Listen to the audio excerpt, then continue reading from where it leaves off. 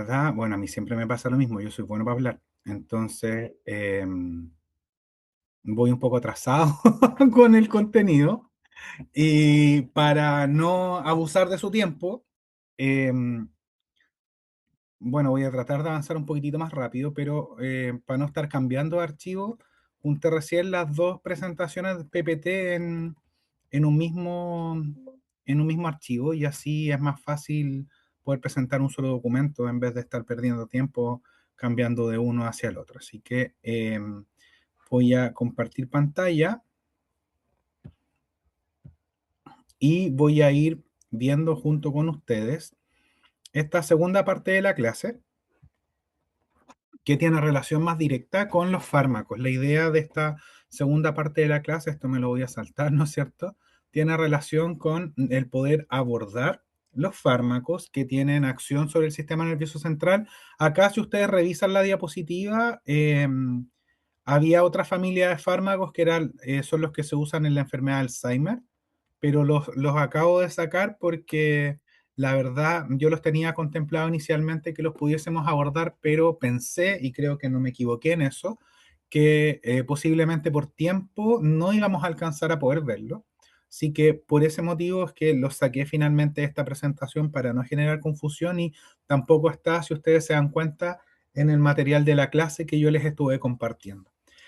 Básicamente, si nos ponemos a revisar de manera bastante rápida los fármacos que aparecen en esta diapositiva, son los fármacos que nosotros vamos a estar revisando. Vamos a hablar acerca de ansiolíticos sedantes, principalmente benzodiazepinas y hipnóticos, fármacos hipnóticos no benzodiazepínicos como el Zolpidem, algunas familias de antidepresivos de las cuales vamos a tratar ciertas cosas, algunos antipsicóticos de distinta categoría, típicos, atípicos y algunos estimulantes, particularmente los derivados anfetamínicos como el metilfenidato. Me interesa que los podamos abordar desde un punto de vista farmacológico, generando una aproximación respecto a para qué sirven, qué efectos generan, cómo es que finalmente también le sirven a la gente que está bajo tratamiento con este tipo de sustancias. ¿Qué vamos a revisar para cada uno de los tipos de fármacos? Vamos a revisar su familia terapéutica. Algunos representantes, no les voy a hablar de todos los representantes, porque la verdad es que para algunas familias de fármacos, por ejemplo, los antidepresivos o los antipsicóticos, la verdad es que hay muchos más fármacos de los que yo les voy a hablar y de los que aparecen en la lista de fármacos de la diapositiva. Vamos a hablar acerca del mecanismo de acción, que ustedes entiendan de qué forma y cómo se genera el efecto biológico utilizando estos fármacos, cuál es el efecto terapéutico, el efecto buscado, ¿no es cierto?, tras el uso de estos medicamentos y qué efectos adversos pudiesen estos desencadenar. No vamos a hablar de interacciones, sería un punto importante a abordar, ¿no es cierto? Alguien por ahí me lo dijo, que le gustaría saber acerca de interacciones, pero si nos ponemos a hablar de interacciones, la verdad es que podríamos estar mucho más tiempo también mencionando algunas cosas. Quizá yo les comente de manera sutil algún tipo de interacción o algo con lo que haya que tener en cuidado, cautela respecto a estos fármacos, pero van a ser cosas bien puntuales las que yo les voy a estar señalando al respecto. Vamos a partir con una familia de fármacos bastante conocida que cada vez adquiere mayor utilización, que son las benzodiazepinas, en donde nosotros podemos encontrar algunos representantes como lo que yo les muestro acá en la diapositiva, el clonazepam, el clotiazepam, ¿no es cierto?, como un medicamento con un nombre comercial, Neuroval, alprazolam, y así existen otros fármacos más también que pertenecen a esta categoría terapéutica y que o esta categoría, ¿no es cierto?, de benzodiazepinas y que tienen diversos usos en cuadros que finalmente se relacionan con algún tipo de, eh, ya sea trastorno ansioso, que puede ser una crisis de pánico, una agorafobia, un trastorno de ansiedad generalizado, que es la indicación terapéutica principal para la cual nosotros vemos que estos fármacos eh, tienden, mejor dicho, a ser utilizados hoy en día en la población. ¿De qué forma van a lograr su efecto? Estos fármacos con lo que se relacionan es con el neurotransmisor GABA. Yo les comentaba en la clase que tuvimos antes, que el GABA es un neurotransmisor que lo que hace es apagar nuestras neuronas, para que lo entendamos de una forma sencilla. Apaga las neuronas, ¿no es cierto? Enlentece la capacidad a la cual las neuronas pueden estar funcionando. Particularmente cuando una persona consume una benzodiazepina, ¿qué es lo que va a ocurrir? Esto que está acá, esta estructura que ven acá, esta macromolécula que ustedes ven acá, es el receptor GABA, haciendo hincapié en lo que yo les decía antes. Los receptores están presentes a nivel de la membrana de las neuronas y los neurotransmisores tienen distintos receptores farmacológicos ubicados eh, en la membrana celular. Ahora, este receptor GABA, ¿no es cierto? Es un receptor, es una proteína que permite que se le unan las benzodiazepinas. ¿Qué es lo que va a ocurrir? Las benzodiazepinas, ¿no es cierto? Como se muestra acá en el costado, cuentan con un sitio en específico en el cual se pueden unir dentro de este receptor GABA. Al momento en que las benzodiazepinas se unen al receptor GABA, empieza a transitar un ion a través del canal, que es el ion cloruro, y eso es lo que va generando que estas neuronas empiecen a apagarse o empiecen a funcionar, ¿no es cierto?, más lentamente. El término técnico, ¿no es cierto?, es que las neuronas se hiperpolarizan. La hiperpolarización neuronal es lo que genera que la neurona ya no sea tan reactiva ante un estímulo y por eso lo que va a ocurrir básicamente es que en el paciente lo que yo voy a observar es que el paciente se calma cuando tiene un trastorno ansioso, ¿no es cierto? Bajan sus revoluciones e inclusive le puede dar sueño, que es parte de los efectos que uno pudiese esperar que ocurrieran tras la utilización de una benzodiazepina. En esta diapositiva se muestra un video y en este video lo que se busca es que ustedes puedan ver de una forma quizás un poco más didáctica cómo es que funciona una benzodiazepina. Ustedes ven ahí, ¿no es cierto? Existe un receptor que es el receptor GABA y este receptor GABA permite que se le una el GABA e ingrese ion cloruro y eso involucra que la neurona ya empieza a no funcionar tan activamente porque es un depresor. Pero cuando se une la benzodiazepina ingresa mayor cantidad de cloruro y ese mayor ingreso de cloruro es lo que gatilla que pueda ocurrir esta hiperpolarización neuronal. No sé si va quedando claro o hay alguna duda hasta este punto. Por favor, me van diciendo para yo poder irlos ayudando u orientando.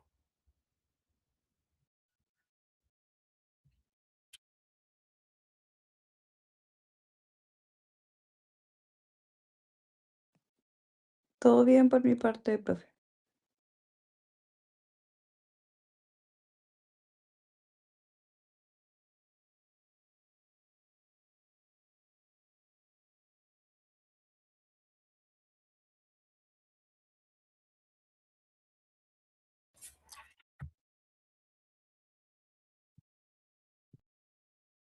Continuemos entonces.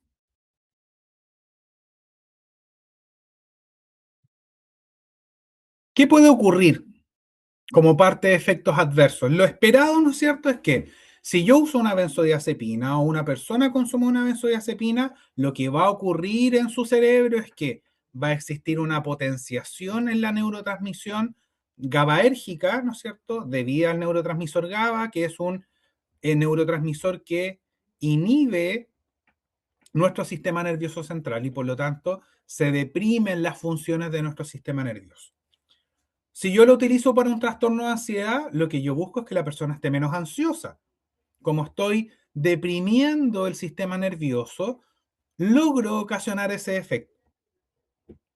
Pero también tengo que considerar que como estoy deprimiendo las funciones del sistema nervioso, la persona va a presentar sueño, la persona va a presentar dificultad para hablar, va a presentar dificultad para poder coordinar movimientos, puede caer con más facilidad, sobre todo las personas mayores tienen mayor riesgo de presentar caídas con la utilización de benzodiazepina. Hoy en día se tiende a recomendar que no utilicen benzodiazepina personas mayores por el mayor riesgo de caída, ¿no es cierto? Y las consecuencias que pueden ocurrir tras una caída en una persona mayor. Y además porque las benzodiazepinas pueden ocasionar que exista confusión y existan problemas de memoria. Pueden existir dificultades cognitivas en las personas que utilizan benzodiazepinas. La verdad es que la recomendación que se tiende a entregar respecto al uso correcto y racional de las benzodiazepinas es que los profesionales que las prescriben le indiquen este tipo de medicamentos a las personas por periodos de tiempo acotados.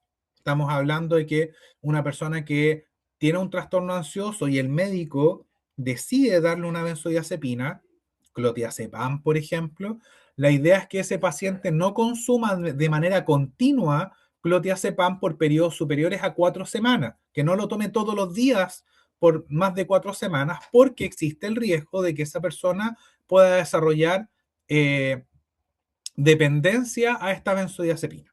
Y por lo tanto, ante un olvido en la dosis, ¿no es cierto?, un retiro brusco del consumo del fármaco, pudiesen aparecer inconvenientes posteriores, como lo es en una eventual abstinencia, un síndrome de abstinencia a una benzodiazepina. Pero si lo llevamos a la realidad, uno se encuentra con que hay personas que utilizan de manera diaria benzodiazepina. ¿Por qué lo menciono? No, mi idea no es que discutamos acá o que juzguemos si eso es correcto o es incorrecto o por qué pasó esto o no, sino que eh, entendiendo que existe esta realidad, dimensionemos que una persona que hace uso frecuente de una benzodiazepina tiene mayor riesgo de poder presentar dificultades para recordar algunas cosas, puede olvidar algunas cosas con mayor facilidad, porque los procesos neuronales, ¿no es cierto? Las funciones cerebrales que están relacionadas con consolidar ciertos recuerdos no están operando de forma óptima, están más lentos y por lo tanto cuesta consolidar la información. Y eso es parte de los efectos que pudiesen ocurrir en una persona. Ahora, esto puede traer un sinnúmero de consecuencias y aristas, o sea, tenemos que pensar que eh, esto no está claramente documentado, ¿no es cierto? No hay tantos estudios al respecto, pero si uno lo empieza a analizar, el hecho de que una persona note que hay cosas que no recuerda, que hay algo que sucedió recientemente, pero no lo está recordando y no recuerda los eventos que ocurren en su día a día de la misma manera como lo hacía antes, genera frustración, genera impotencia, ¿no es cierto? Y obviamente es un impacto que puede ocurrir en la vida de una persona debido a que está utilizando un medicamento que tiene estas características.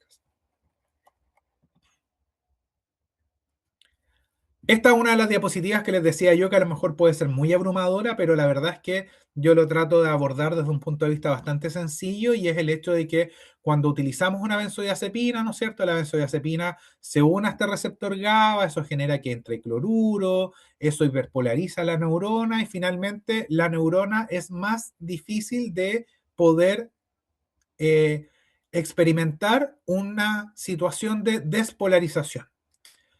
Tenemos que pensar que los receptores GABA están distribuidos en distintas zonas de nuestro sistema nervioso. Pueden estar distribuidos a nivel de el tálamo, al nivel del sistema límbico, ¿no es cierto? Y a raíz de la distribución en distintas zonas, relacionarse con diferentes efectos farmacológicos. Lo que puede ser bueno o puede ser malo.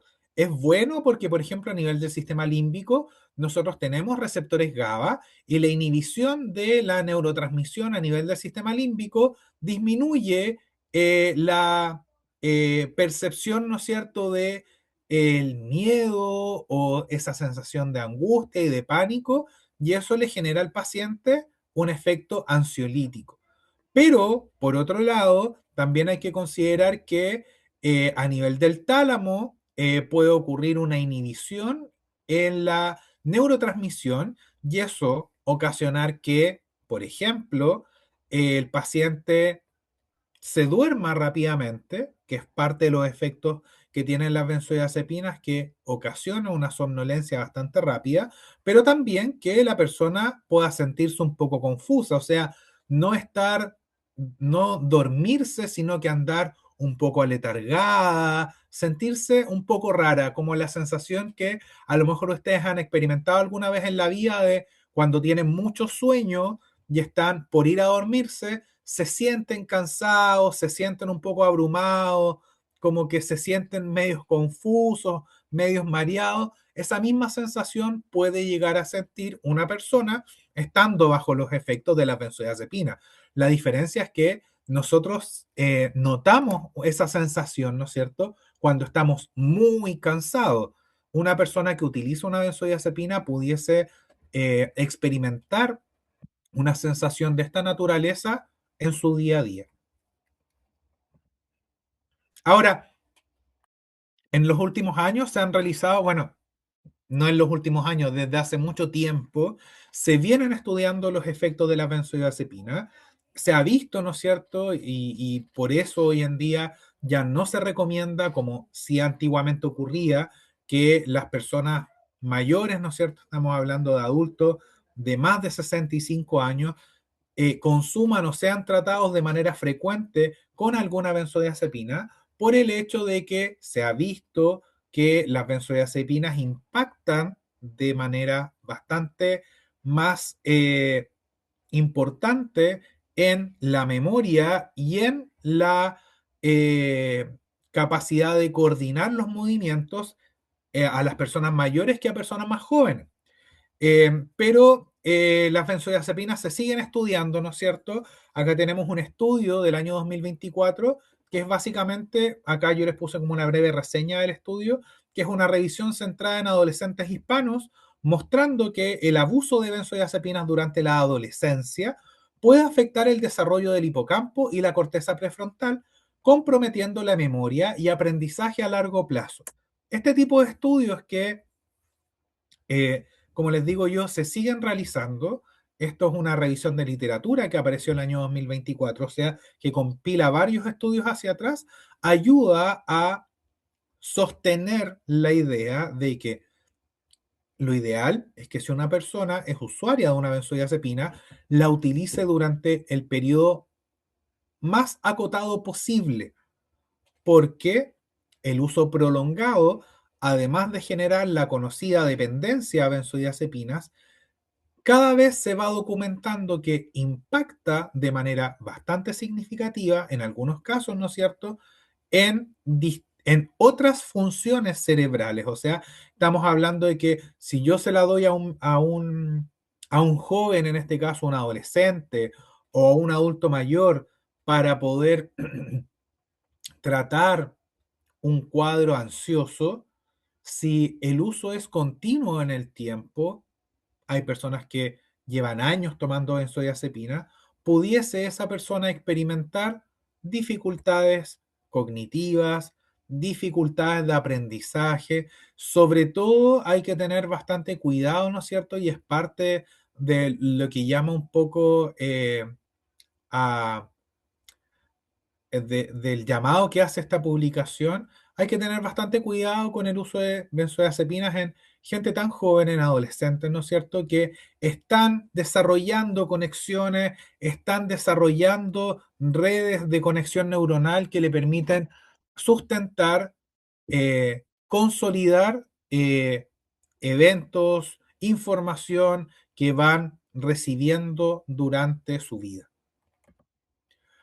Por otro lado, tenemos un estudio, ¿no es cierto? Este artículo es del año 2024 también, ¿no es cierto? Que habla de una cohorte poblacional de adultos mayores cognitivamente sanos, en donde se vio que el uso global de benzodiazepinas no se asoció claramente con mayor riesgo de demencia a largo plazo.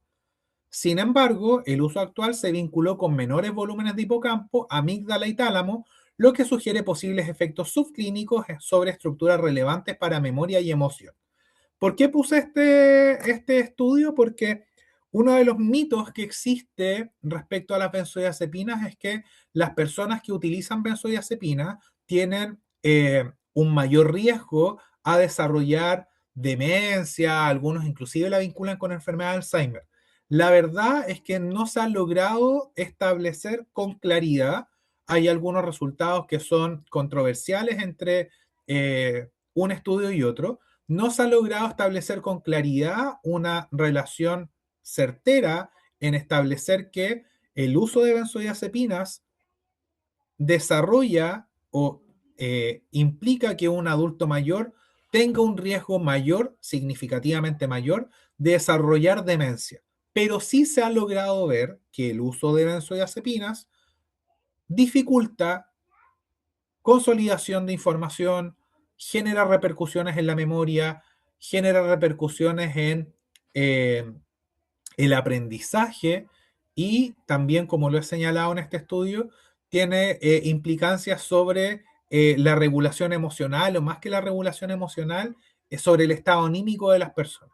Son personas que se notan un poco más apagadas, son personas que pudiesen verse quizás un poco más aisladas de su entorno, pero no porque estén cursando con un cuadro de depresión, sino que el fármaco deprime funciones importantes a nivel cerebral. Ahora, existe otra familia de fármacos que son los hipnóticos no benzodiazepínicos, también conocidos como compuestos Z, en donde encontramos algunos representantes en el mercado como la sopiclona, el solpidem, bajo algunos nombres de fantasía o de marca, y la indicación principal que tienen estos fármacos es para el manejo del insomnio. Hay algunas personas, ¿no es cierto?, que utilizan este tipo de sustancia de manera reiterada, lo consumen todos los días, ¿no es cierto?, para el manejo del insomnio. Tienen una forma de actuar similar a la que tienen las benzodiazepinas. De hecho, no sé si es que en esta imagen que yo tengo acá atrás, sí la tengo. Acá, ¿no es cierto? Ustedes ven que las benzodiazepinas, como les decía yo, tienen un sitio de unión en el receptor GABA. El solpidem como compuesto Z también tiene un sitio de unión que es un sitio de unión distinto. Ahora, el solpidem y los compuestos Z en general se utilizan en el manejo del insomnio porque se unen de manera más específica en ciertos receptores GABA que tienen cierta conformación estructural en particular, según el tipo de subunidad que los forme, y particularmente ese tipo de receptor con ese tipo de subunidad se encuentra presente en zonas de nuestro cerebro que al ser estimuladas gatillan que la persona tenga sueño o le genere sueño. Por ese motivo es que la indicación, si bien el mecanismo mediante el cual generan su efecto es exactamente el mismo, ustedes vean que esto, pese a actuar de la misma manera, no sirve si una persona presenta una crisis de ansiedad, ¿no es cierto? O presenta un trastorno ansioso, una crisis de pánico, etc. Ahora, eh, ¿qué se ha logrado ver? En este estudio, ¿no es cierto?, que es del año 2021, se hizo un análisis de cómo se comportan los compuestos Z en contraste con las benzodiazepinas y se logró observar que los compuestos Z, al parecer, son menos perjudiciales que las benzodiazepinas, presentando un menor impacto en la memoria y en las funciones ejecutivas. ¿A qué se debería esto? A lo que yo les acabo de comentar recién. Esta familia de fármacos, que son los compuestos Z, pese a que actúan de la misma manera sobre nuestro sistema nervioso central, interactuando con el receptor GABA, el receptor de este neurotransmisor, ¿no es cierto? De la misma manera como interactúa una benzodiazepina con el receptor GABA y gatillando la misma respuesta, que es que se abra este receptor e ingrese este ion cloruro que yo les mostraba en la animación hace unas diapositivas atrás, pese a que actúan igual, la diferencia es que los compuestos Z no actúan de manera tan masiva en los distintos receptores GABA ubicados a nivel del cerebro, sino que su acción es focalizada en cierta zona en particular. Y eso es lo que gatilla, primero, como les señalaba yo anteriormente, que su uso sea particularmente para el manejo del insomnio, por una parte, y por otra parte, que, como lo dice este estudio, el impacto que estas moléculas tendrían sobre la memoria, por ejemplo, sea muchísimo menor y resulte ser eh, menos probable evidenciar un impacto en ese tipo de función, como si pudiese uno observar con mayor probabilidad impacto en la memoria en una persona que está tomando clonazepam, clotiazepam, alprazolam, lorazepam u otra de las sustancias, ¿no es cierto?, que pertenece a esta familia de fármacos. Profesor, Cuénteme. ¿y por qué se puede deber a que si la sopiclona y el solpidem son de la misma familia, uno produzca efectos adversos y otro no? Lo pregunto porque hace un tiempo atrás a mí, bueno, me dieron sopiclona para dormir a propósito de una situación de estrés laboral. Ya, Me lo dieron en la H, ¿ya? Y ya, tomé sopiclona y fue horrible. Tenía, bueno, muchas ganas de vomitar, mucha jaqueca, mareos, como sensación como de, no sé, como que me iba a dar la pálida, como esa era como la sensación, ¿ya? ya. Como que me sentía muy mal. Entonces, bueno, pasaron un par de días, fui porque en realidad me sentía muy mal y me lo cambiaron, me lo suspendieron inmediatamente, me explicaron que eran efectos adversos al fármaco. Eh, ¿Ya? Y el Solpidem no me ha generado ningún efecto secundario, así como los que tuve con la sopiclona. ¿Qué es lo que pasa ahí a nivel de receptores? ¿Actúan en receptores diferentes? ¿Y por eso es que uno ocasiona algo y el otro no? ¿O qué habrá sido? No, Porque el Solpidem no se me hace tan fácil dormir tampoco, pero sí me duermo. Pero la sopiclona era una cuestión muy, muy terrible, como físicamente muy, muy terrible. ¿Eso por qué no, pasa? mira, no es tan sencillo poder explicar por qué existe esa diferencia. En principio, estamos hablando de que son dos moléculas que, pese a que actúan de la misma forma en el organismo, son moléculas distintas. Entonces, el hecho de ser moléculas distintas involucra que tienen diferente potencia, también pueden presentar diferente efectividad. Ahora bien, también el cuerpo o nuestro organismo las puede, eh,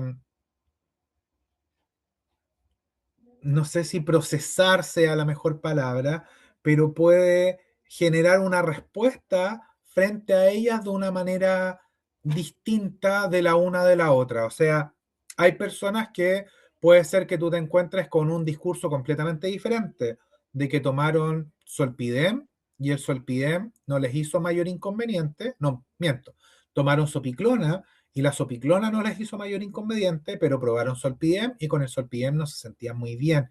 Finalmente, el que una persona pueda presentar efectos adversos asociados al uso de un medicamento no depende tan solo de los efectos que el medicamento pueda generarle, sino que también depende de las características individuales o propias de ese paciente que lo pueden hacer más susceptible o no a un determinado medicamento. O sea, tú perfectamente podrías encontrarte con otra persona que haya tomado sopiclona y que te diga, mira, la verdad yo tomé sopiclona y a mí no me pasó nada de eso de lo que tú estás mencionando.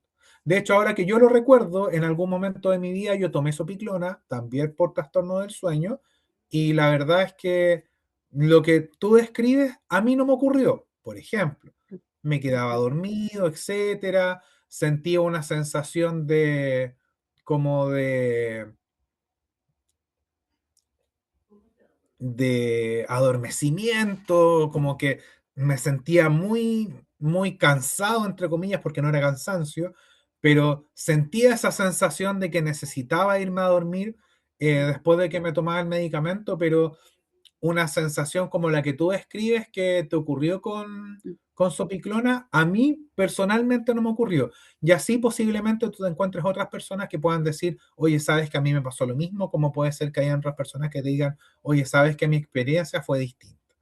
Eh, el hecho de que un fármaco ocasione náuseas y vómitos, la verdad es que no es algo aislado. Hay muchos medicamentos, si uno lee los prospectos de información al paciente, hay muchos medicamentos que son capaces de ocasionar náuseas y vómitos. La explicación de por qué lo ocasionan puede ser por distintos factores, puede ser relacionada a la neurotransmisión, puede ser relacionada a la interacción directa que pueda existir entre la sustancia química o en este caso frente al principio activo, con el centro del vómito que nosotros tenemos en el sistema nervioso, no en el sistema nervioso, sino que en nuestro organismo, ¿no es cierto?, es en una porción del sistema nervioso. Eh, y a lo mejor en tu cuerpo fue más susceptible a la reacción ante ese principio activo y por eso desarrollaste ese tipo de sintomatología. Pero no siempre los efectos adversos que un paciente pueda manifestar ante un medicamento se van a encontrar 100% ligados con la forma en la que actúa. O sea, hay efectos adversos que hasta el día de hoy tú no logras darle una explicación clara de por qué ocurren, pero tú no puedes eh, negar que ocurran, porque en los estudios que se realizaron en su minuto del medicamento se evidenció que aquellas personas que utilizaban el medicamento manifestaban tal o cual síntoma o tal o cual efecto con mucho mayor incidencia que aquellos que no eran usuarios del medicamento y utilizaban un placebo. Claro. Ya, súper. Gracias, profesor. De nada. ¿Alguna otra consulta? Profesor, quiero comentar algo al respecto. No sé si me escuchan. Sí, Em, escucho. eh, ya, que en la práctica profesional, en farmacia específicamente, me pasó muchas veces que efectivamente el Solpidem le hace bien a algunos pacientes y a otros muy mal, así también como la Sopiclona, que tiene que ver un poco con algo individual, pero también hacer mención para aquellos que no son farmacéuticos que la calidad del medicamento también afecta. Tenía pacientes que hacían efectos de no tolerar el genérico, pero toleraban muy bien el de marca. Hablemos de los excipientes y algunas otras cosas que afectan también el resultado de un medicamento. Entonces, la variabilidad es individual, pero la calidad también es importante. Y yo siempre resalto que con antidepresivos y ese tipo de cosas, tratar de tomar medicamentos de buena calidad para evitar eso. Muchas gracias. ¿Alguna otra pregunta u otro comentario?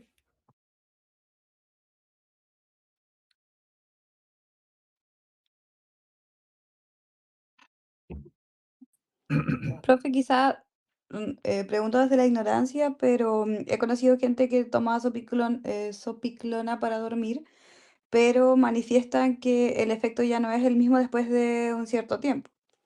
Por ejemplo, no sé, ya llevan 6 meses en un tratamiento, no sé si es viable o no, porque la verdad es que las personas que las conocí lo consumían de forma ilegal, pero generaba como este efecto de resistencia, como que cada vez necesitaban más o tomarse una pastilla más a mitad de la noche para poder seguir durmiendo.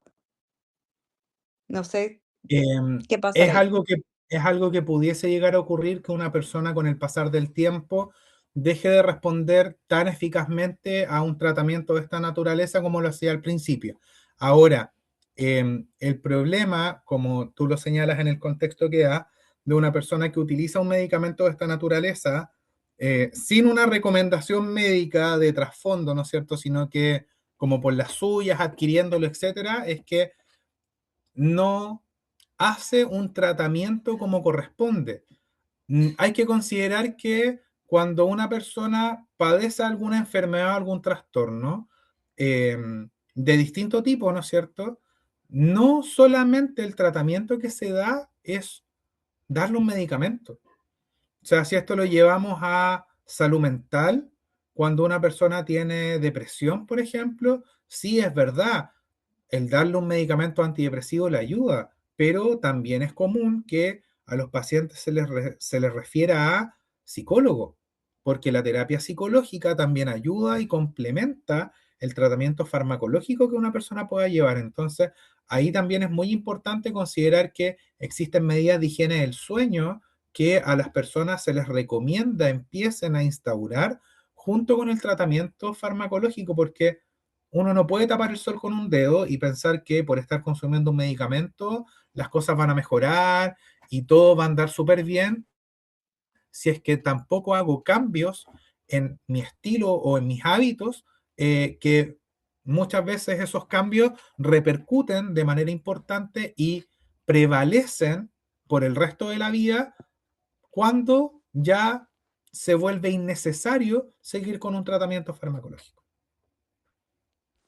Mm, Eh, Gracias, profe. Arnoldo, si me permites, a la compañera que estaba haciendo la consulta, por ejemplo, con el Solpidem pasa que se produce un sistema que se llama down regulation. Quiere decir que los receptores van perdiendo la sensibilidad y van disminuyendo la cantidad que recibe el fármaco. Por lo tanto, va a requerir mayor concentración para obtener el mismo efecto. Es como una pseudotolerancia a ese medicamento. Así que como ella muy bien lo dice, sí ocurre. Gracias, Exactamente, compañera. exactamente. Bien, sigamos porque si no se nos va a ir el tiempo. Son las 9:20 ya. Está interesante el tema y está interesante la discusión. Esta publicación, que es del año 2026, si no me equivoco, es del año 2025, es del año pasado, es una publicación que básicamente habla respecto a intervenciones acá, esto es desde la lista eh, del ámbito farmacéutico, pero lo quise incorporar y lo quise comentar porque esta publicación habla acerca de la efectividad que tiene el hecho de que se realicen intervenciones, por ejemplo, intervenciones por parte de un químico farmacéutico frente a pacientes que utilicen benzodiazepina, tratando de favorecer que en estos pacientes empiece a ocurrir una disminución o finalmente una deshabituación al uso de el medicamento para que sea ya no le sea prescrito y no le sea necesario, y obviamente la idea no es dejar al paciente sin tratamiento, sino que se le deje con un tratamiento que sea mucho más seguro para el uso a largo plazo. Acá esta revisión lo que busca medir es el impacto, ¿no es cierto?, de intervenciones lideradas por farmacéuticos, en donde se demuestra que la evidencia es de certeza baja, pero básicamente lo que busca es reforzar la importancia de considerar que estos fármacos son fármacos de riesgo por la posibilidad de generar dependencia, por la posibilidad, como bien se señalaba recién, y lo complementaba su compañera, de que hayan algunos medicamentos que puedan empezar a generar menos efecto con el pasar del tiempo, de que algunos pacientes puedan experimentar complicaciones como caídas, dificultades motoras, deterioro cognitivo, problemas de memoria, entre otras. O sea, esta publicación lo que busco, y yo creo que es una idea que también yo quiero transmitir en ustedes, el que es importante que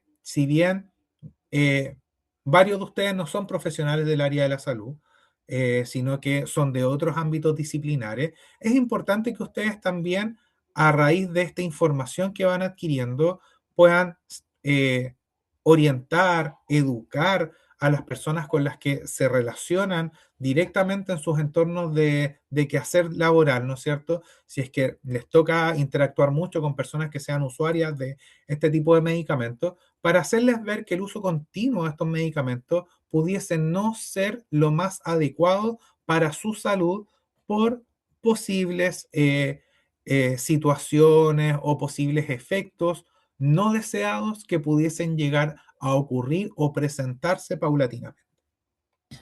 Profe, Dígame. tengo una duda. Tengo un estudiante que tiene 12 años y toma fluoxetina. Y ¿Ya?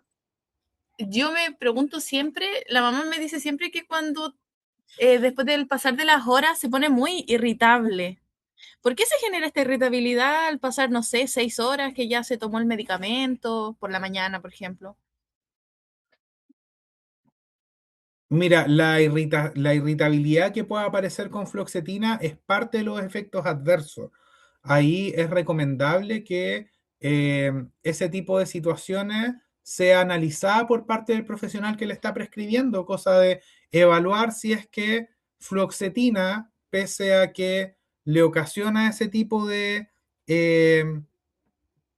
cambio en su conducta, sigue siendo la mejor opción de tratamiento farmacológico o si es pertinente escalar o no escalar, sino que cambiar a otro tipo de fármaco. Ahí eh, son varias aristas las que hay que ir sopesando. Yo desconozco cuál será el diagnóstico detrás.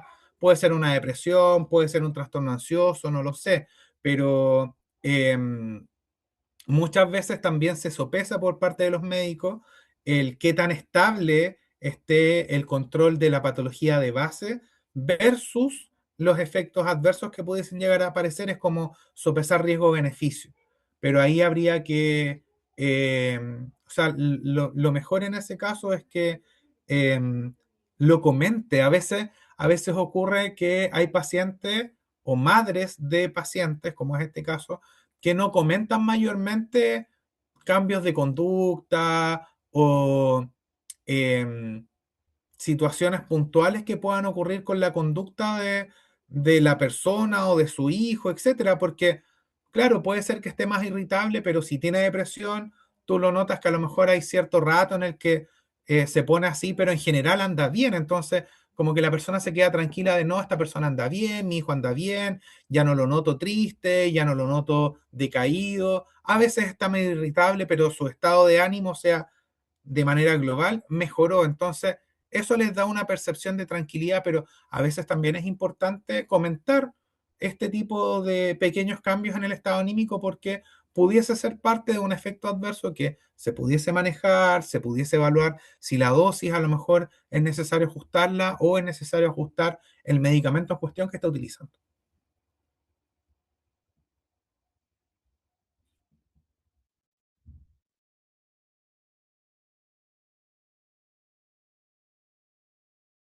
¿Estamos claros? Sí, profe, gracias por responder mi duda. Súper. Para continuar, les voy a hablar rápidamente acerca de fármacos antidepresivos. Los antidepresivos, lo mismo, están en el mercado en distintos nombres, presentaciones. Ahí tenemos algunas, ¿no es cierto? Está la sertralina ahí en la foto, la mitriptilina, la venlafaxina como nombre de marca, pero así hay muchas otras. Está el escitalopram, la fluoxetina que recién se mencionaba, ¿no es cierto? Eh, Tenemos también la duloxetina. Hay muchos otros fármacos antidepresivos que cambian un poco en su perfil farmacológico. Yo les voy comentando a grosso modo en qué cambian, pero finalmente la tendencia de uso o el motivo por el cual se utilizan tiende a ser, pueden haber otros usos, tiende a ser, yo aquí puse los más frecuentes, para el manejo de pacientes con trastorno ansioso o para el manejo con pacientes con depresión. Ahora, nosotros vamos a abordar esto o esta temática desde el punto de vista de la depresión, considerando que una de las teorías clásicas que hoy en día se cuestiona, ¿no es cierto? Y que han salido a la luz otros, otros mecanismos, otras posibles explicaciones a por qué las personas padecen depresión, pero para generar una aproximación más clara en cuanto al entendimiento de este contenido, prefiero explicarlo en base a esta teoría, que es la teoría monoaminérgica. Esta nos trata de explicar, ¿no es cierto?, hacer entender a nosotros por qué las personas desarrollan depresión, ¿no es cierto? Y básicamente debido a múltiples factores existe en los pacientes una desregulación en donde los niveles de estos neurotransmisores, que son noradrenalina, serotonina, dopamina, pudiesen verse disminuidos, ya sea los niveles de 1, de 2 o de los 3, ¿no es cierto? Pudiesen verse disminuidos y como ustedes pueden ver, la serotonina, la dopamina, la noradrenalina se relacionan con distintas funciones en nuestro sistema nervioso, pero entre las tres controlan nuestro estado de ánimo. Entre las tres controlan nuestro estado de ánimo. La dopamina, ¿no es cierto? Como bien les decía yo, se relaciona con el placer, la noradrenalina con la concentración, y lo vamos a reforzar más adelante, pero también con la vigilia, con la energía. El exceso de noradrenalina podría generar cierto nivel de conducta ansiosa o irritabilidad, ¿no es cierto? Y eso coexiste con los efectos de la serotonina, que se relaciona también con la memoria, con el comportamiento, con la irritabilidad, con la conducta sexual, ¿no es cierto? Entre otras cosas, pero las tres ayudan a controlar y mantener a una persona, ¿no es cierto?, con su estado anímico estable. Cuando, insisto, las concentraciones de estos neurotransmisores en el sistema nervioso decae, entonces una persona pudiese estar desarrollando o presentando síntomas eh, eh, de una depresión, que puede ser una depresión menor, mayor, etc. Ahora, ¿de qué forma nosotros vamos a observar que estos fármacos actúan? No lo tengo acá tengo una tabla para explicarle algunas cosas, pero les voy a explicar de una manera bastante sencilla, ¿ah? Porque esto la verdad es que tiene múltiples aristas de donde lo podemos llegar a entender nosotros, pero lo voy a tratar de abordar de una manera bastante sencilla. Estos fármacos antidepresivos, por ejemplo, voy a colocar acá un ejemplo que salía más atrás. La sertralina, está bien escrito. Pertenece a una familia que son los inhibidores selectivos de la recaptura de serotonina. ¿Qué ocurre? Resulta que nosotros, a nivel de las neuronas, tenemos una proteína, que es esta proteína de acá, que es una proteína de transporte. Si miramos la imagen, la voy a agrandar para que la veamos con más claridad. Si miramos la imagen, nos vamos a dar cuenta que tenemos una neurona que es capaz de sintetizar 5-HT. 5-HT es la abreviatura para serotonina. Es capaz de sintetizar serotonina. Esa serotonina que sintetiza frente a una despolarización se movilizan las vesículas, ¿no es cierto? Ocurre la fusión de la vesícula con la membrana y finalmente ocurre la liberación del neurotransmisor. Este neurotransmisor serotonina puede estimular un receptor de otra neurona, ¿no es cierto? Y generar una respuesta biológica en nuestro organismo, pero también nosotros nos vamos dando cuenta que esta serotonina, gracias a la presencia de esta proteína que yo les encerré, que es una proteína de transporte para serotonina, es recaptada. O sea, esta misma serotonina que estaba acá es tomada para ser llevada de regreso hacia el interior de la neurona desde donde fue liberada. ¿Qué ocurre acá? Fármacos como la fluoxetina, la sertralina, el escitalopram, son moléculas que se encargan de bloquear esta proteína de recaptura. Entonces, ¿qué es lo que vamos a encontrarnos nosotros? Nos vamos a encontrar con que esta proteína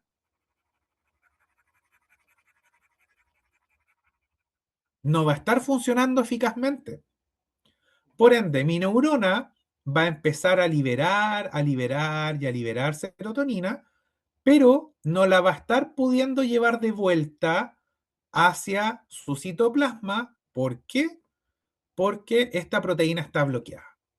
Consecuencia, yo voy a notar y voy a observar que los niveles de serotonina a nivel de la sinapsis, ¿no es cierto?, del espacio sináptico, aumentan.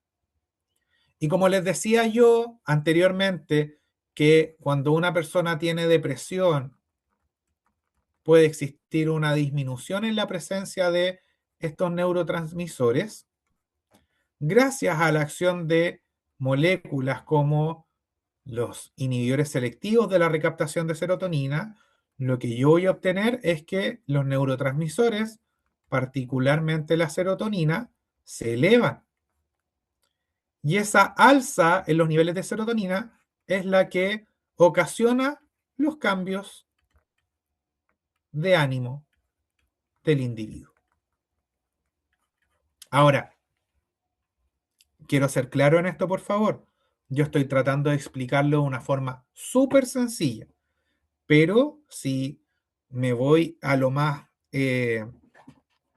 técnico en el área farmacológica, yo les debería explicar acá una serie de mecanismos asociados con la variabilidad, ¿no es cierto?, que hay en esta respuesta, porque al principio la respuesta pudiese no ser de las mejores, la respuesta ante el antidepresivo en las primeras semanas no es, ah, no es inmediata, sino que hay un periodo de latencia y ese periodo de latencia, para que lo entendamos de alguna u otra forma, ocurre porque paulatinamente mi cerebro se tiene que ir adaptando a que hay mayor cantidad de serotonina de la que había antes de que yo tomara el medicamento. Entonces, insisto, yo esto lo podría explicar de una forma muy técnica, pero creo que pudiese ser muy confuso para ustedes poder entenderlo, sobre todo entendiendo que hay algunos de ustedes que no tienen un acercamiento a esta área disciplinar. Eh, pero básicamente nosotros tenemos que entender que, o para que, quiero que ustedes entiendan que el cerebro durante las primeras semanas entra como en un tira y afloja. La serotonina se eleva, ¿no es cierto? Pero el cerebro trata de compensar esa elevación, después se vuelve a elevar, se vuelve a compensar la elevación hasta que llega un minuto en el que ese tira y afloja deja de darse y mi cerebro se adaptó a que los niveles de serotonina se mantengan elevados y por lo tanto ya después de un periodo de aproximadamente 2 semanas, la persona nota los efectos claros de la medicación antidepresiva. Esto sea si es que una persona tiene un trastorno de ansiedad o depresión.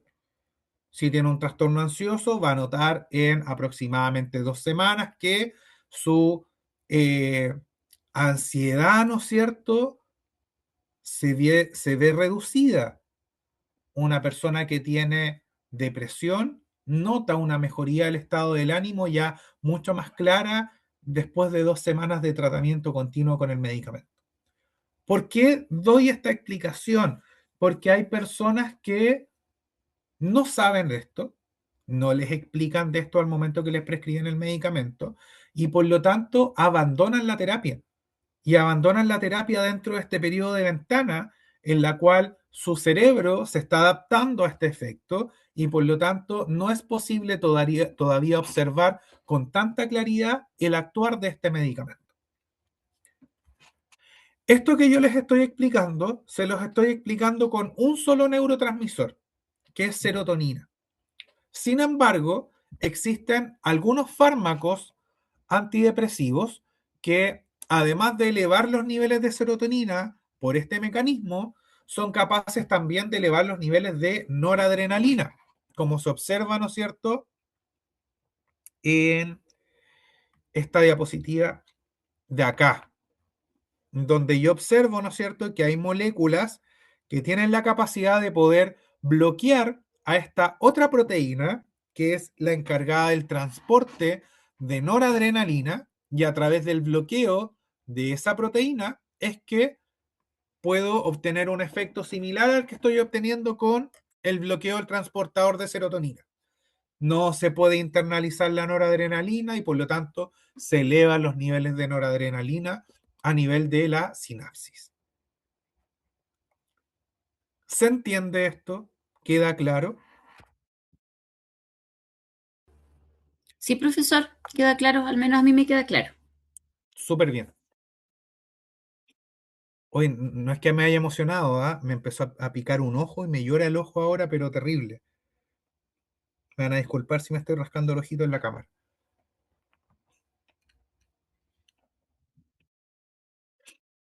Esta tablita que les puse acá, que puede verse como muy horrible, es básicamente para poder que ustedes entiendan alguna situación.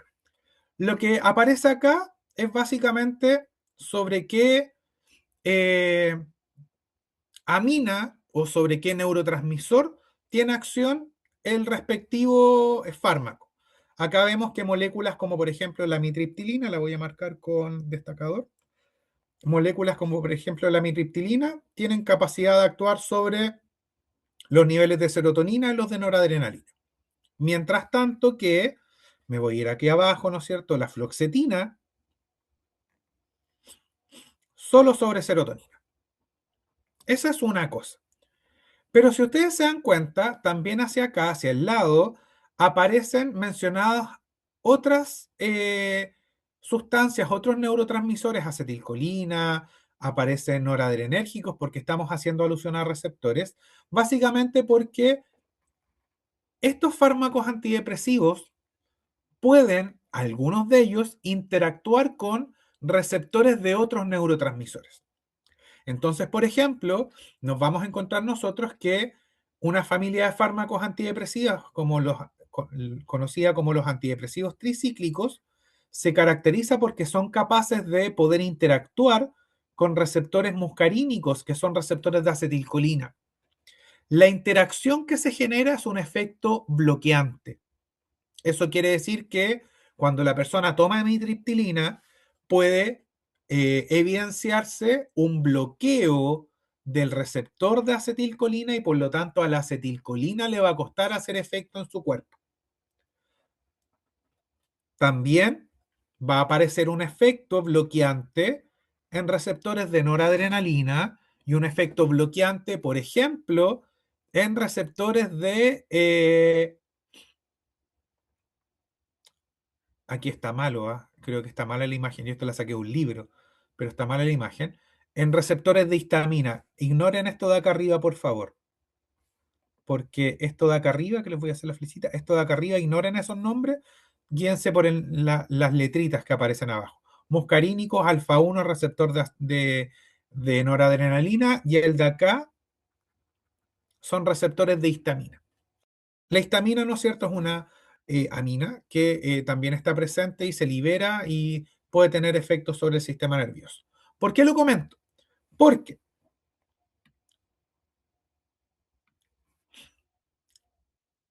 se ha visto que los pacientes que son tratados por tiempos prolongados con antidepresivos tricíclicos pueden tener ciertos problemas cognitivos o ciertos problemas de memoria.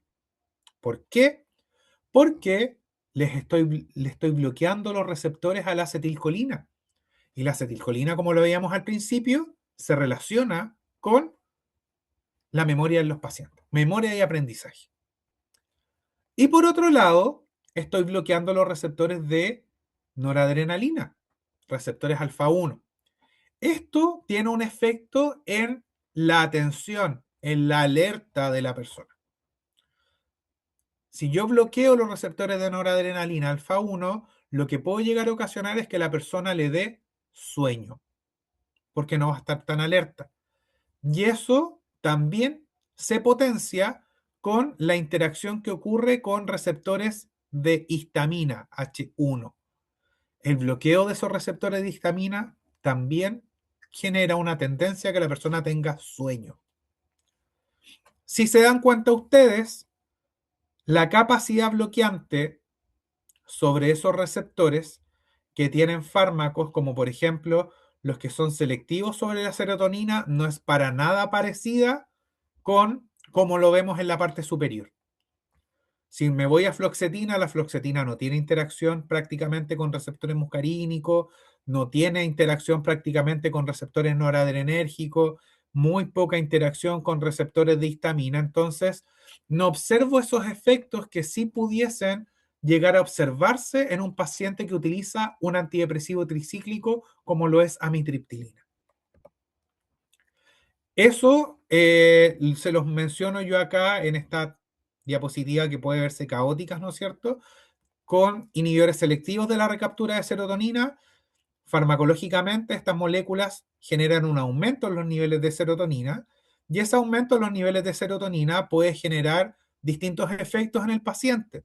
puede generar alteraciones del sueño, producto de la desregulación en ciertas vías de neurotransmisión, en donde el paciente la verdad es que puede responder de manera bastante impredecible, porque el efecto sobre los efectos del sueño puede ser dual. Hay personas que cuando toman un fármaco de esta familia les da sueño y sienten somnolencia, y hay otros que les da insomnio. Entonces acá el efecto, la verdad es que no es 100% predecible. Uno no puede decir a ciencia cierta que todas las personas que tomen escitalopram, por ejemplo, les va a dar sueño, porque hay personas que les da insomnio. Ahora, es importante conocer que este tipo de efectos adversos puede manifestarse porque puede ayudar a algunas personas a entender que es un efecto adverso y a jugar con los horarios de administración del medicamento. Si una persona suele manifestar insomnio a raíz del uso de, no sé, escitalopram y se lo está tomando en la noche y no puede dormir bien en la noche, cambie el horario. Tómeselo más temprano. Tómeselo en la mañana quizá, de tal forma de evitar un efecto directo sobre la conducta, sobre el sueño, ¿no es cierto?, durante la noche y así poder descansar un poco mejor. Caso contrario, si yo utilizo el citalopram, pero lo que me pasa es que me da sueño y me lo estoy tomando en la mañana y resulta que ando toda la mañana muerto de sueño, tengo reuniones en mi trabajo y la verdad es que se me cae la cabeza del sueño, a veces me he quedado dormido, entonces cambie el horario. En vez de tomárselo en la mañana, tómeselo cerca de la hora de dormir, cosa de que pueda aprovechar de manera mucho mejor ese efecto en la noche y descanse quizá de una manera un poco más cómoda. Ahora, algunos efectos relevantes, como les estaba señalando, los antidepresivos tricíclicos inhiben transportadores de serotonina y de noradrenalina. Esto aumenta la disponibilidad a nivel del sistema nervioso, tanto de serotonina como de este otro neurotransmisor. Esto mejora la actividad en la corteza prefrontal y en el hipocampo, que son regiones claves para la atención y la motivación. ¿Por qué? Porque aquí hay que considerar que, como bien se lo señalaba yo en esta diapositiva, la noradrenalina es un neurotransmisor que se relaciona bastante con concentración, alerta, energía, vigilia. Entonces, si yo hago un análisis comparativo, un fármaco que tenga la capacidad de poder elevar tanto los niveles de noradrenalina como los niveles de serotonina puede ayudar a observar una mejoría en estos dos tipos de comportamiento. Mientras tanto, que una persona que utiliza un fármaco que solamente eleva los niveles de serotonina, no significa que le vaya a hacer mal para la concentración, para la alerta. Significa básicamente que la serotonina va a estar elevada, su estado del ánimo, ¿no es cierto?, va a mejorar, pero comparativamente con otros fármacos no va a generar quizás una potenciación, ¿no es cierto?, en el estado de alerta, en la concentración, como sí se ha visto en algunos estudios que pudiese llegar a ocurrir con el uso de antidepresivos tricíclicos. En el caso de los inhibidores selectivos de la recaptura de serotonina, ¿no es cierto? Como los ejemplos que yo les mencioné anteriormente, estos aumentan la serotonina en la sinapsis y esto puede generar efectos beneficiosos, ¿no es cierto?, a nivel del sistema límbico, particularmente reduciendo la ansiedad y mejorando el control de las emociones de los pacientes. Por eso son tan recomendados, ¿no es cierto?, en el manejo de trastornos ansiosos. Y finalmente lo que se observa es que a raíz de que la persona es capaz de controlar mejor sus impulsos o su sintomatología ansiosa y su control emocional, eso le genera eh, un mejor contexto para poder estar dispuesto al aprendizaje. Como que le quita la nebulosa que puede tener encima y que le genera brechas, ahora mejorando la sintomatología, finalmente de forma colateral, el fármaco va a estar ayudando a que se genere en la persona mejores condiciones anímicas que favorecen su aprendizaje. Hay otros fármacos que son distintos a los antidepresivos tricíclicos, que son inhibidores duales, como la venlafaxina o la duloxetina, que también interfieren con la neurotransmisión serotoninérgica y noradrenérgica, inhibiendo los mismos sistemas de transporte. La diferencia está en que, a diferencia de lo que ocurre, como ustedes lo pueden ver acá, que estos fármacos tricíclicos son capaces de bloquear receptores muscarínicos, por ejemplo, o bloquear receptores noradrenérgicos.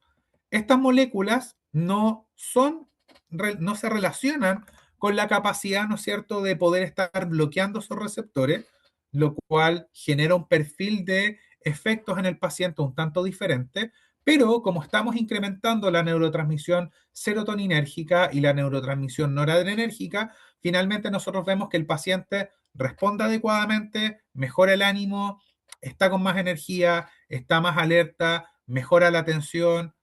Hay una mejoría bastante importante en la salud de la persona, la salud mental de la persona. Esto ya se los explicaba yo, que el bloqueo de los receptores muscarínicos en los pacientes a raíz del uso de antidepresivos como los tricíclicos puede afectar las funciones cognitivas, ¿no es cierto?, la memoria de trabajo y también puede dificultar el aprendizaje producto del uso de este fármaco. Acá hay un estudio relacionado con fluoxetina. Yo les invito que si quieren averiguar más respecto a estos medicamentos, aquí aparece en este estudio, lo pueden leer con mayor detalle, otros mecanismos implicados en la regulación de las funciones cognitivas asociadas al uso de fluoxetina.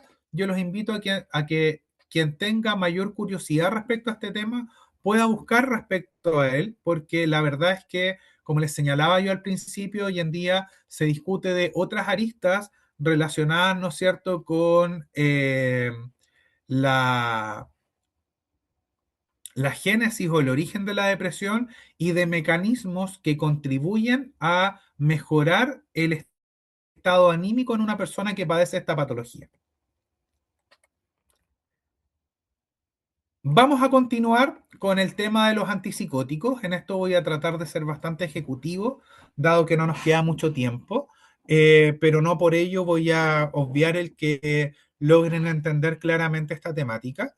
Pero básicamente acá nosotros vamos a estarnos refiriendo a la indicación terapéutica que pudiesen llegar a tener estos fármacos, donde una indicación terapéutica principal es la esquizofrenia. Ahora, no hay que pensar que todos los pacientes que utilizan un antipsicótico, porque así se cataloga a la familia, se habla de ellos como antipsicóticos, tienen esquizofrenia, sino que es posible observar que en ciertos tipos de cuadros depresivos, en el manejo de pacientes con trastorno bipolar del ánimo o inclusive en el manejo de algunos pacientes que están dentro del espectro autista, puede existir uso o indicación terapéutica de alguno de estos medicamentos, así como de algunos de los medicamentos de los cuales yo les hablaba previamente. Si aterrizamos un poquitito para poder explicar con bastante facilidad el por qué estos medicamentos nos sirven, tenemos que considerar que el neurotransmisor hacia el cual nos vamos a movilizar en esta ocasión para hablar de esquizofrenia es el neurotransmisor dopamina. En este caso, nosotros observamos que los pacientes que presentan esquizofrenia presentan dos grandes tipos de síntomas. Un grupo de síntomas llamados síntomas positivos, que se deben a que existe una hiperactividad de la vía mesolímbica. Básicamente hay una mayor neurotransmisión dopaminérgica y estímulo de receptores dopaminérgicos a nivel mesolímbico, mientras tanto que a nivel mesocortical ocurre lo contrario. Hay una menor disponibilidad de dopamina, menor estímulo de receptores dopaminérgicos y por eso aparecen síntomas negativos y también síntomas cognitivos. Para que entendamos fácilmente esto, tenemos que recordar bien esto. Síntomas positivos se asocian a mayor actividad dopaminérgica, síntomas negativos se asocian a una menor acción de la dopamina. ¿Qué ocurre? Síntomas positivos no tenemos que relacionarlos con algo bueno. Síntomas positivos relacionémoslos como con hiperactividad. Síntomas positivos, estamos hablando de que dimensionen en su cabeza o háganse la idea en su cabeza de una persona con esquizofrenia. Los síntomas positivos de esa persona son las alucinaciones que pueden llegar a presentar, alucinaciones visuales, alucinaciones auditivas, ¿no es cierto? También como síntoma positivo está la conducta psicótica que el paciente pueda desarrollar, ¿no es cierto? Aparecen ideas delirantes, aparece bastante irritabilidad en algunos casos, la persona se tiende a agitar, ¿no es cierto? Está un poco más inquieta. Ese tipo de sintomatología corresponde a la sintomatología positiva. Mientras tanto que también esta persona que es esquizofrénica, ¿no es cierto?, va a manifestar síntomas negativos y esos síntomas negativos básicamente es que la persona es una persona un poco más retraída, es una persona que tiene abulia, ¿no es cierto?, o que es más bien apática, que tiene cierta necesidad por mantenerse distanciada un poco eh, del entorno social, no presenta grandes interés o motivaciones en entablar nuevas relaciones, en comunicarse con su entorno, hay pobreza afectiva, ¿no es cierto? Es incapaz o son algunas personas incapaces, ¿no es cierto?, de poder empatizar con el sufrimiento de otras personas. Ese es más o menos el perfil de síntomas relacionados con la sintomatología negativa. ¿Qué es lo que pasa? Para poder ir direccionando al respecto. Antipsicóticos nosotros vamos a diferenciarlos en dos clases.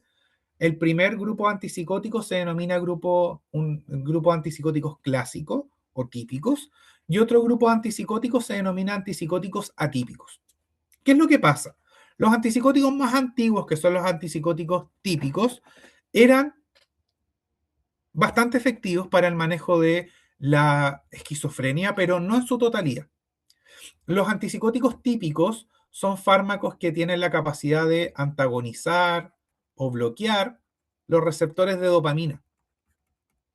Entonces, si yo pienso en esta lógica, en donde yo les decía que la sintomatología positiva ocurre producto de esta hiperactividad dopaminérgica y la sintomatología negativa ocurre producto de esta disminución en la actividad dopaminérgica, pasaba que las personas que utilizaban antipsicóticos típicos mejoraban, pero lo que tendía a mejorar básicamente eran los síntomas positivos. O sea, una persona que tomaba un antipsicótico típico, llamémosle haloperidol, por ejemplo, lo que presentaba era una menor, no una menor, sino que una mejoría en este tipo de sintomatología. No tenía tantas alucinaciones, estaba más controlado, no estaba tan inquieto, ¿no es cierto? No estaba tan irritable ni tan agresivo. Ese tipo de conductas se manejaba. Sin embargo, como el fármaco bloquea los receptores de dopamina, esto que está ocurriendo acá se potencia. Porque si la neurotransmisión dopaminérgica que ocasiona los síntomas negativos se exacerba, es decir, yo uso un fármaco que impida aún más que la dopamina logre su rol, el síntoma negativo del paciente se exacerba. Entonces, claro, esta persona ya dejaba de presentar tan importantemente los síntomas positivos, pero empezaban a aparecer de manera más clara los síntomas negativos y era una persona mucho más retraída, mucho más apática, mucho más inestable desde lo emocional, ¿no es cierto? Y no lograba compensarse bien el cuadro psicótico. Antiguamente se utilizaban bastante, hoy en día cada vez su uso es menor, salvo situaciones agudas en caso de que un paciente presente un brote psicótico. ¿Qué es lo que tenemos que tener en cuenta? Que el uso prolongado de antipsicóticos típicos tampoco es muy recomendable porque tienen la capacidad, al igual como lo veíamos con los antidepresivos tricíclicos, de generar efectos anticolinérgicos y a raíz de sus efectos anticolinérgicos, estas moléculas pueden tener impacto directo en el aprendizaje y en la memoria. Ahora bien, esto que yo les estoy diciendo es lo que se refleja en esta diapositiva. El bloqueo de los receptores dopaminérgicos es positivo o resulta beneficioso para reducir los síntomas positivos, disminuyen las alucinaciones y el delirio, pero se incrementan los síntomas negativos y cognitivos y la persona está más apática, tiene menos interés social. Sin embargo, pueden aparecer efectos como, por ejemplo, dificultad cognitiva, que es parte de los potenciales efectos adversos que aparecen con este grupo de fármacos. Esto trata de ser compensado con la incorporación de fármacos antipsicóticos atípicos. Antipsicóticos atípicos como los que se mencionan en la parte superior, clozapina, olanzapina, quetiapina, entre otras, que mantiene la capacidad de bloquear los receptores dopaminérgicos, pero suma un segundo mecanismo de acción, que no lo voy a detallar tanto, pero básicamente para que ustedes lo entiendan, ese segundo mecanismo de acción lo que es capaz de hacer es, en cierta medida, contrarrestar la acción bloqueante dopaminérgica en ciertas zonas de nuestro cerebro. Particularmente, este fármaco o esta familia de fármacos va a tener un efecto dual. Por una parte, a nivel de la vía mesolímbica en nuestro cerebro, va a seguir presentando el efecto beneficioso del bloqueo dopaminérgico que reduce los síntomas positivos y a su vez en la vía mesocortical, este segundo mecanismo que yo les digo que contrarresta el déficit de dopamina, ayuda a estimular, ¿no es cierto?, la liberación de dopamina y de también otro neurotransmisor como la noradrenalina a nivel mesocortical, a nivel de la corteza prefrontal, y esto mejora los síntomas negativos. ¿Cuál es el inconveniente? El inconveniente es que el perfil farmacológico de estas sustancias puede generar que algunas de ellas generen mucho sueño, por ejemplo, y eso impacte en el día a día de las personas.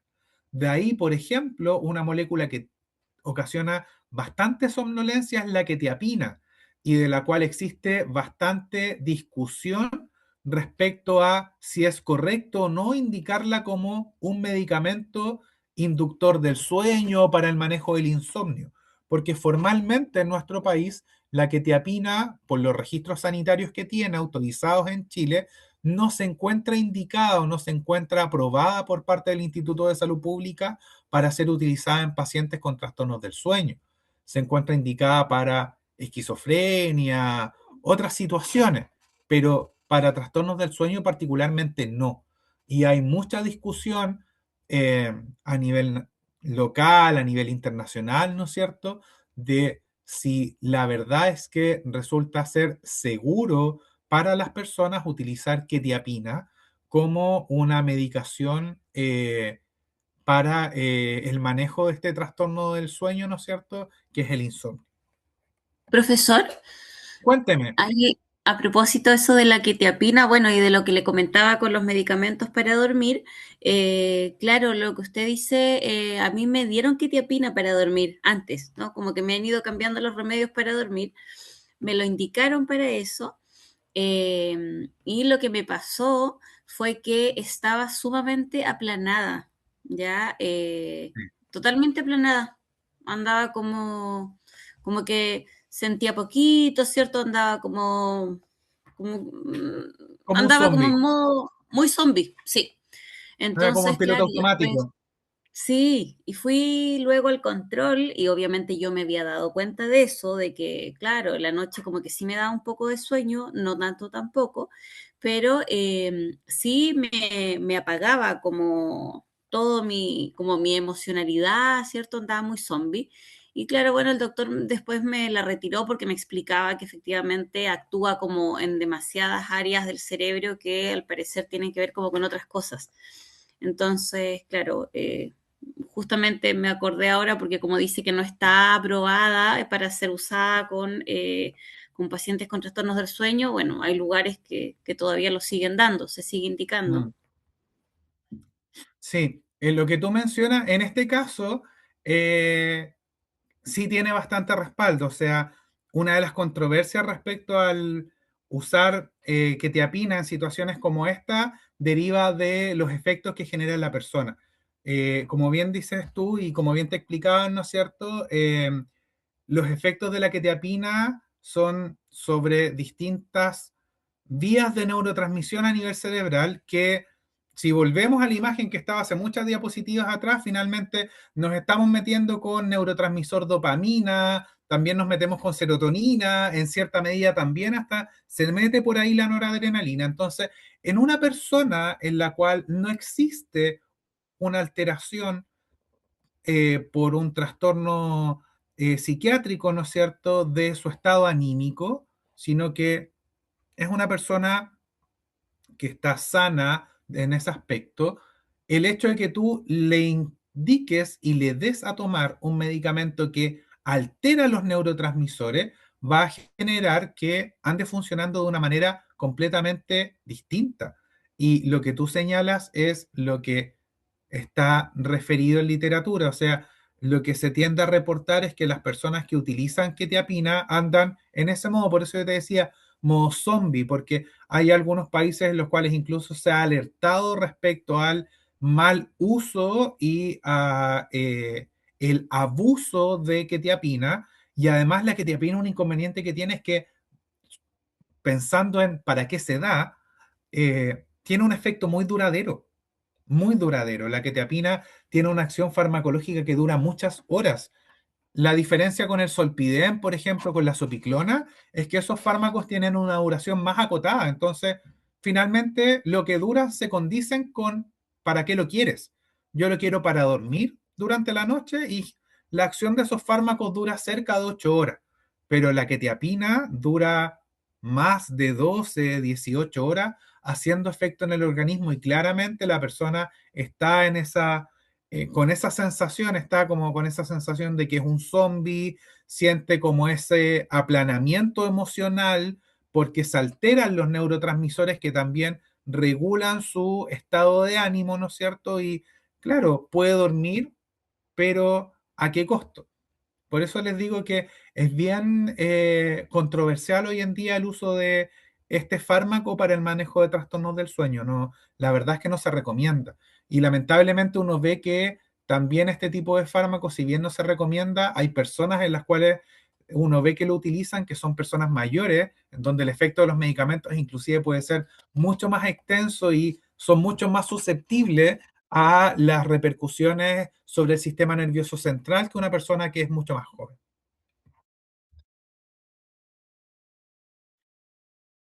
Esta no es una publicación, es una noticia que apareció en The Lancet que me llamó la atención el poder comentárselas muy brevemente, que tiene relación más que nada con el avanzar. Aquí dice Time to Move Forward. Esto básicamente porque yo les explicaba recién que nosotros disponemos en terapéutica de muchos fármacos antipsicóticos que son bastante buenos y bastante utilizados en el manejo de algunas patologías psiquiátricas. Sin embargo, los inconvenientes que tienen estos antipsicóticos es que algunos de ellos, no lo mencioné anteriormente, pero inclusive los fármacos que son atípicos pueden presentar algunos de ellos efectos bloqueantes sobre receptores de acetilcolina. eh, no todos funcionan de la misma manera, algunos tienen un efecto primordial sobre síntomas positivos, otros síntomas positivos y negativos, pero aún pudiesen llegar a generar efectos a nivel cognitivo, producto del bloqueo de receptores de acetilcolina. No lo comenté previamente, pero también estos fármacos antipsicóticos atípicos tienen el punto en contra de que hacen que la persona aumente de peso, pueda generar insulinoresistencia. Entonces, los fármacos en sí son necesarios, pero se necesita avanzar en el desarrollo de nuevos fármacos antipsicóticos, que hoy en día existen algunos más nuevos, pero que están ahí un poco al debe en cuanto a su efectividad comparativamente con algunos más clásicos que existen. Eh, Producto de que los más clásicos, ¿no es cierto?, sirven bastante, pero tenemos estos efectos cognitivos, tenemos este efecto parcial, ¿no es cierto?, en algunos casos, que mejoran más un tipo de síntoma que de otro, etc. ¿Alguien me iba a mencionar algo? No me quiero acostar porque me quiero dormir luego y después despierto en la noche. No, hay una compañera que tiene el micrófono abierto. Sí, Ah, apague su micrófono, señorita. Pero eso es bueno. Sí, porque estaba en la casa y nadie lo sabe, ¿cierto? Sí, A pues ver, dejaste la a ver puerta si lo abierta. puedo Mira apagar. mi papi. ¿Va a tomar tecito usted? Sí, yo creo. Bueno.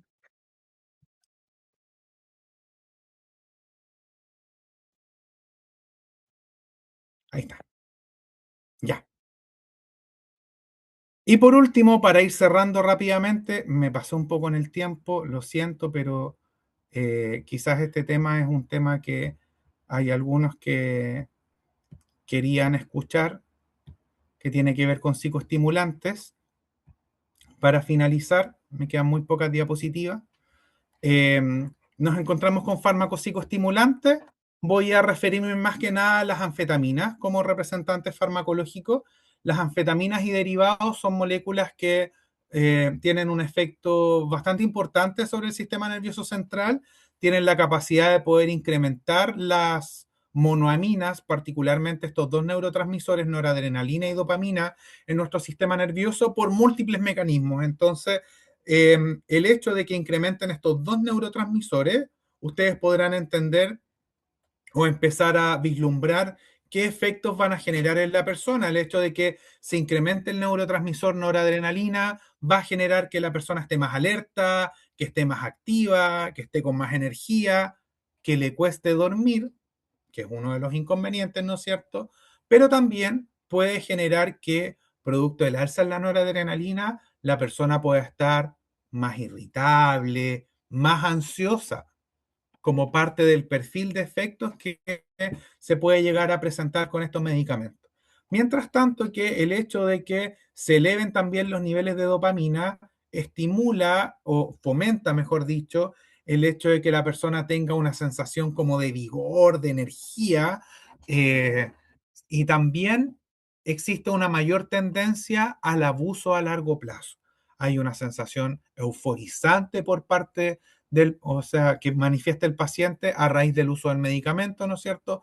Todo esto es ocasionado debido al alza en estos dos neurotransmisores. El que estos neurotransmisores se eleven no es malo, sin embargo hay que contextualizarlo.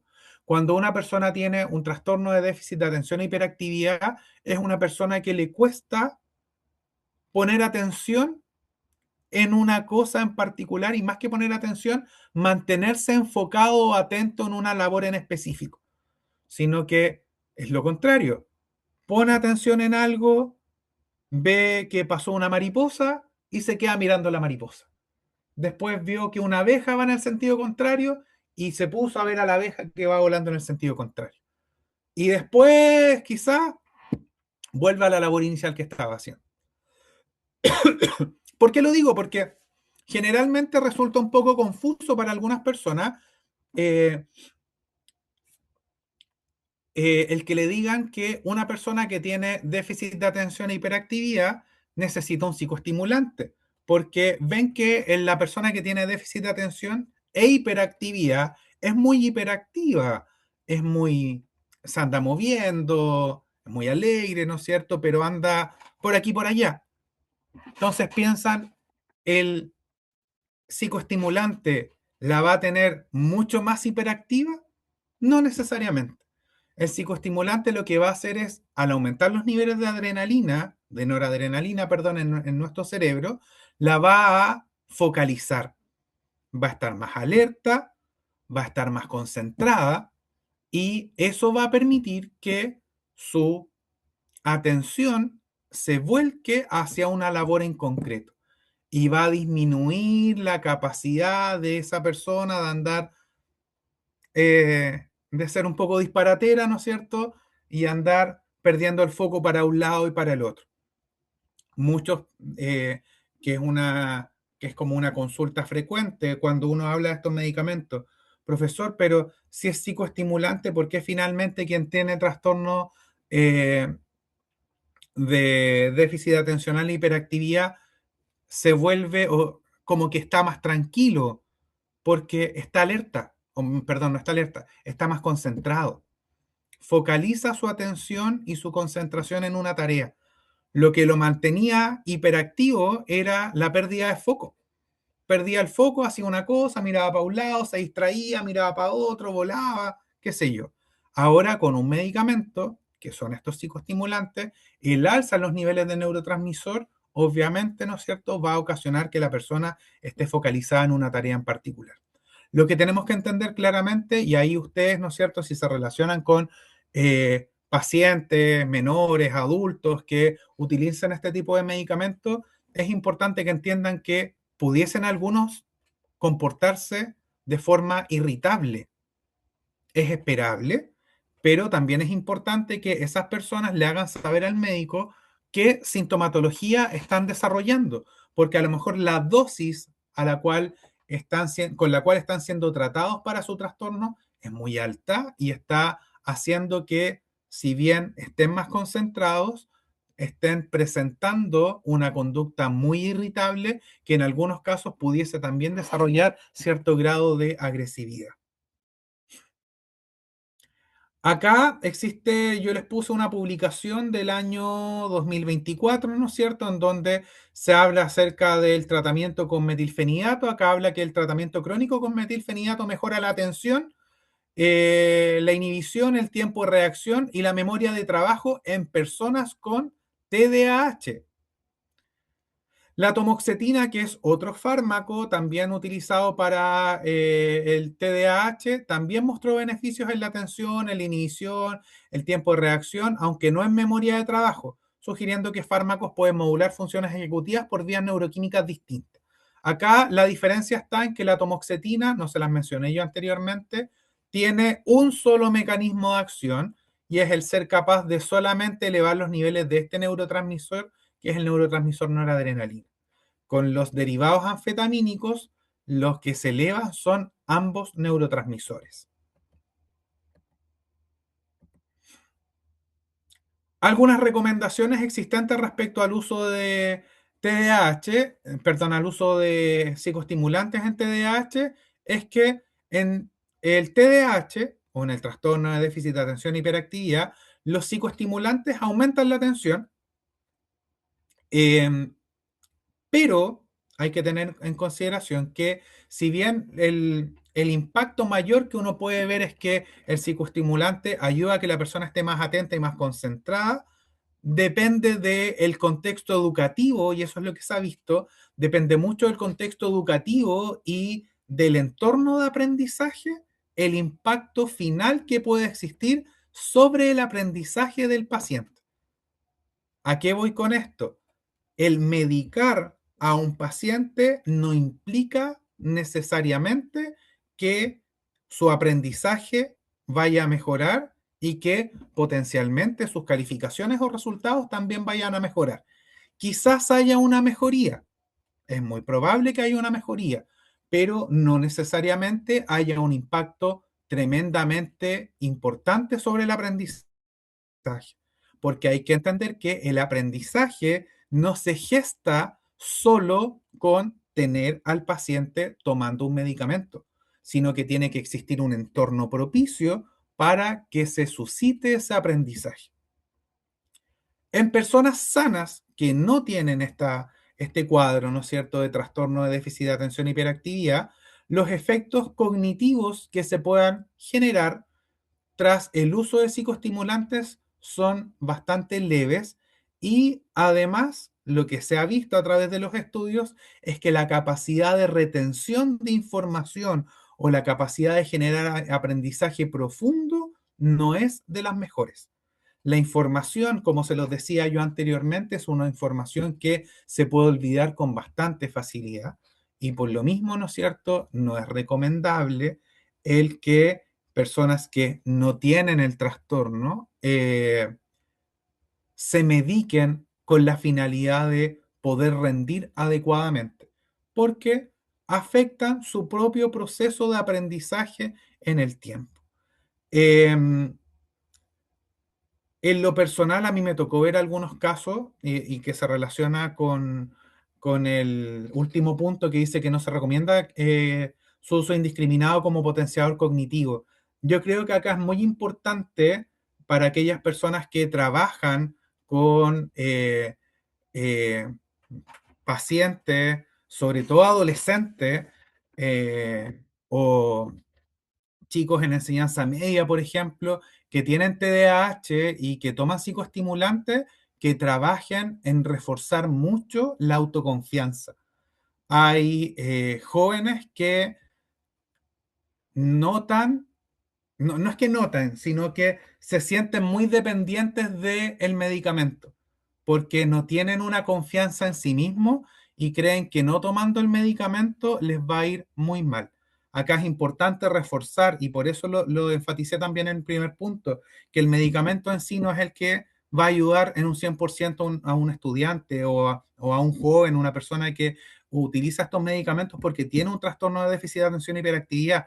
Hay que considerar que si no se tiene un entorno adecuado para favorecer un aprendizaje significativo en esa persona, por más que se esté medicando, no necesariamente se van a lograr observar siempre resultados beneficiosos con el uso de este medicamento. Por eso es que también se refuerza mucho a utilizarlos de manera racional. El uso crónico de este tipo de medicamentos puede generar dependencia y además un sinnúmero de efectos adversos, no tan solo de tipo neurológico, sino que también, sobre todo de tipo cardiovascular. Alza de presión arterial, taquicardia, palpitaciones, que son referidos por algunas personas como molestias frecuentes cuando toman este tipo de fármacos que son psicoestimulantes. Perdón que me haya extendido tanto, eran muchas cosas las que les quería hablar, quizás fui un poco ambicioso con la clase, pero creo que hay varias familias de fármacos que son de uso bastante rutinario o que ustedes se pudiesen encontrar con bastante frecuencia y me interesaba poder señalárselas, compartírselas y que pudiesen tener una aproximación respecto a estas moléculas. No sé si hay dudas.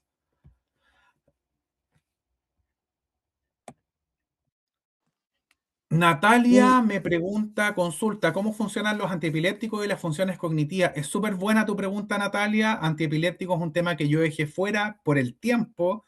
Podríamos seguir mañana sábado hablando de esto, pero no puede ser así. Los antiepilépticos, para que lo entendamos de manera bastante clara, buscan a través de distintos mecanismos, porque no todos actúan de la misma manera, pero los antiepilépticos buscan generar que de alguna u otra forma las neuronas en mi sistema nervioso no sean tan fácilmente excitables. ¿Por qué? Porque hay algunas neuronas que se despolarizan a una frecuencia anómala superior al resto, y esa despolarización es la que genera estas descargas eléctricas que finalmente pueden culminar en un episodio epiléptico o convulsivo. Entonces, tú lo que buscas es un poco apagar esas neuronas, pero lamentablemente no necesariamente el fármaco va a lograr apagar esas neuronas en específico, sino que va a tener un efecto global en todas. Entonces, hay algunos fármacos antiepilépticos, por ejemplo, la carbamazepina, que tienen documentado efectos cognitivos.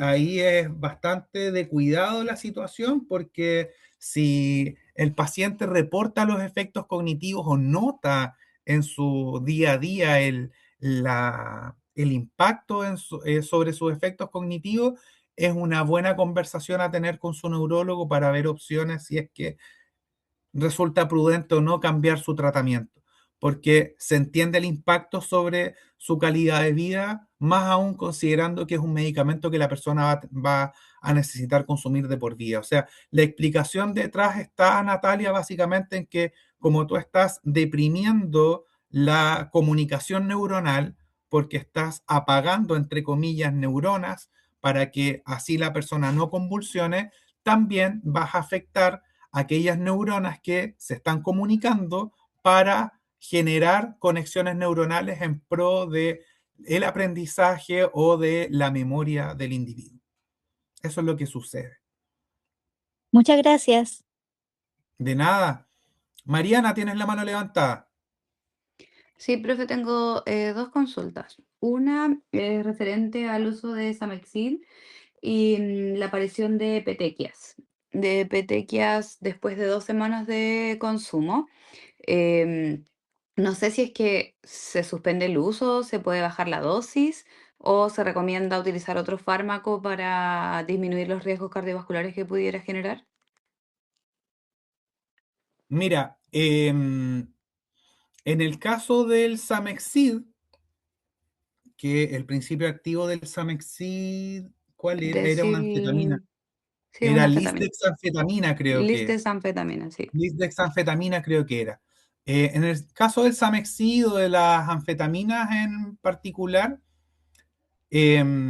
uno puede encontrar información en literatura, en los mismos prospectos de información al paciente, de que hay algunas personas que pueden desarrollar manifestaciones cutáneas. Acá, una de las primeras cosas es diferenciar muy bien si el tipo de manifestación corresponde a petequias propiamente tal, ¿no es cierto? O corresponde a un sarpullido producto de que es una reacción alérgica, porque el cómo proceder puede ser distinto. Ahora, si una persona presenta petequias, las petequias, para los que no son entendidos en el área o en el vocabulario, ¿no es cierto? Es básicamente como puntitos rojos que aparecen en la piel, que da evidencia de que existe como un pequeño sangrado, ¿no es cierto?, bajo las capas de la piel. Uno lo pudiese relacionar con efectos vasculares que tiene las anfetaminas en general, que tienen efectos vasopresores. eh, por lo que en esos casos lo que se sugiere es más que nada, en principio, notificar al médico para que el médico esté monitorizando este efecto en el tiempo y monitoree también potenciales efectos cardiovasculares que pudiesen llegar a aparecer. Y, gracias, profe. Y la otra consulta es que, ¿por qué el tomar el mismo medicamento pudiese generar irritabilidad o mayor ansiedad? ¿Cuál es como el mecanismo para que eso aparezca o para que eso suceda? Cuando te refieres al mismo medicamento, ¿te refieres Al al Samexi, a Samexin? la Sí, desilmesanfetamina. en ese caso se debe particularmente a que neurotransmisores como por ejemplo la noradrenalina tienen un efecto estimulante sobre ciertas funciones a nivel cerebral y particularmente tienen un efecto estimulante sobre ciertas conductas de las personas relacionadas con sus impulsos, con la actividad impulsiva. Entonces, la mayor disponibilidad de noradrenalina en el cerebro genera estímulo en ciertas regiones cerebrales, que es lo que gatilla particularmente que la persona esté más irritable y que pueda estar inclusive un poco más eh, ansiosa o agresiva. Gracias, profe. De nada. ¿Alguna otra consulta?